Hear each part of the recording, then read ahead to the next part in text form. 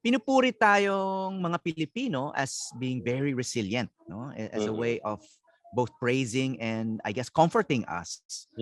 Is this a legitimate cultural trait? Anong take mo rito na ang mga Pilipino ay very resilient in the face of crisis? It's become a mantra. It's almost a mantra that it's whistling in the dark. No? In the face of danger, we keep saying, the government says we're resilient. We must be resilient. I do not consider it resiliency. The most iconic photographs are those taken by foreign journalists. They love to do that, no? Of floodwaters, and then people are there, nakangiti pa, nakaposing pa sila, right? Playing, minsan naglalaro pa, no, sa baha.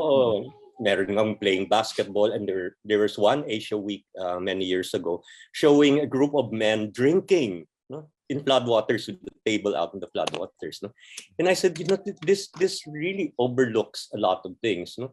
First, do they actually think that speaks of the Filipino? No? For instance, the drinking there. No? I said, do you see any women drinking with the men? Of course not. Ang women are probably at home, nagmumura nga sila na ang walang yung mister ko, inuubos ang budget natin sa inuman. Okay? Number two, of course, is does this really, in psychology, kasi there's a term here called learned helplessness, no? Na awful experiments they did many years ago when there were still no ethical controls. No, they administered electric shock to dogs. No, and then they found that after a while the dogs no longer whined, they just kept quiet. I mean, they learned to accept they were totally helpless. We see that with our dogs all the time, right? And that learned helplessness, the smiling and is not resilience. It's often a learned helplessness. No, nandito na sige, tanggapin natin. No? But we do not want to propagate that. True resilience allows people to thrive, no? Not to languish. The things you see there is passive acceptance. No?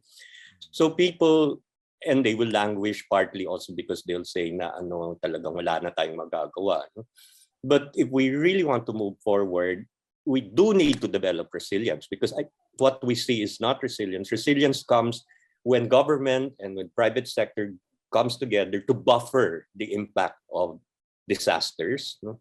So that people will have time and space to be able to think anong magagawa natin, and also to give the options there. Nabanggit mo nga sa isang recent column, Mike, na ang dapat maging resilient yung gobyerno. Correct. Yes. While people are being seen as resilient, dapat yung gobyerno mas nagpapakita rin ng resilience. Sila nga ang kulang na there's no flexibility, right? It's always it's either bawal or pinapayagan. They don't allow for some flexibility there. I'm thinking again of the testing kits, for example. Hi, I'm Howie Severino. Check out the Howie Severino Podcast, an original for GMA News and Public Affairs. New episodes will stream every Thursday. Listen for free on Spotify, Apple Podcasts, Google Podcasts, and other platforms.